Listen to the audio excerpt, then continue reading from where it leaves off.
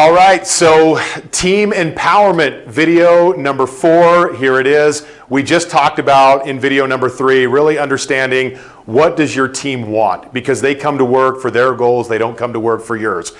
Video number 4, we're going to talk about roles and responsibilities. And this is one of those things where I think as leaders, we're really guilty of the curse of knowledge, right? We think that people are clear on what they're doing and how they're doing it. We think that all these things are just obvious and crystal clear. And a lot of that is because you've probably been doing the work that you're doing for so long that it just becomes second nature to you, right? It's like breathing.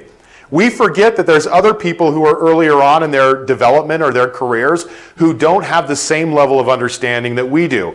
This is where really getting clear on roles and responsibilities is important. Now, I run into a couple of leaders that engage in this and a couple different ways that they do it. The first one is they don't have roles and responsibilities at all. They don't really think about it. They don't really talk about it. And when we talk about someone's role and responsibility, we want to be clear about what is it that we're asking them to do. Because if we don't define that and make it clear, we're likely going to be disappointed about how they show up at work because we have expectations and we haven't agreed upon what's the role that this person is going to play.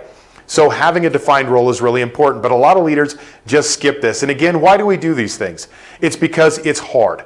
We have to take the time to write it out, then we got to talk to the team member about it, make sure they're clear about it, and it just seems to take a lot of time, right? So it seems easier just to get them into a desk and start getting them to work and start telling them what to do without really any understanding about the big picture or how they fit into the big picture. So that's the first thing that we do with people. The second thing is they have a role, but we don't really create good boundaries around it, so we continue to add to the role. It becomes so complicated and convoluted because pretty soon it's like they were doing one job, now they're doing two. And so I know a lot of leaders who are guilty of scope creep within someone's role, and they don't create clear delineation or clear boundaries about where someone's role starts and where it ends. And people have a lot of confusion and frustration about that. When I do on-site leadership training for teams, we always talk about roles. And it's funny to hear how the leaders think, oh, the team knows this, they've got it down. And then I talk to the team and they're like, I have no idea what this guy expects of me or what this woman expects of me.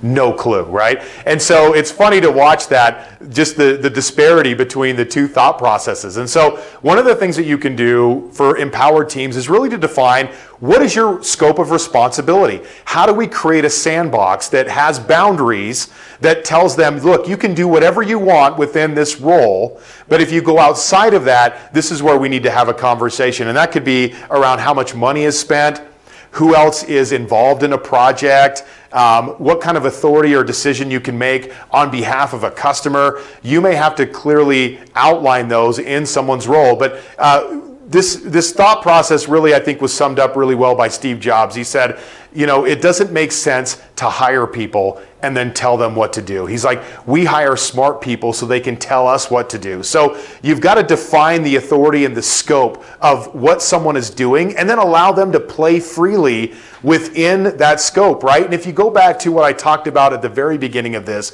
around mindset, if you don't think people are competent and capable, there's no way you're going to do this properly. You're going to do this in a way that creates a lot of micromanagement, a lot of centralized decision making, and that's going to simply slow down your growth efforts, and it's going to make good people in your organization feel stifled. They're going to feel like, man, I'm stifled by what I can and can't do because I'm always having to run it past my boss. So if you want to create empowered teams that really know their role, clearly define what that role looks like, right? What are their key activities? How do you measure the success of their efforts? How will they know if I'm winning or losing in a role, right? Where's the scope of their authority? Where do they go when they need help? All those things need to be clearly defined in a role so that we put someone in a position to succeed and do the best work that they can.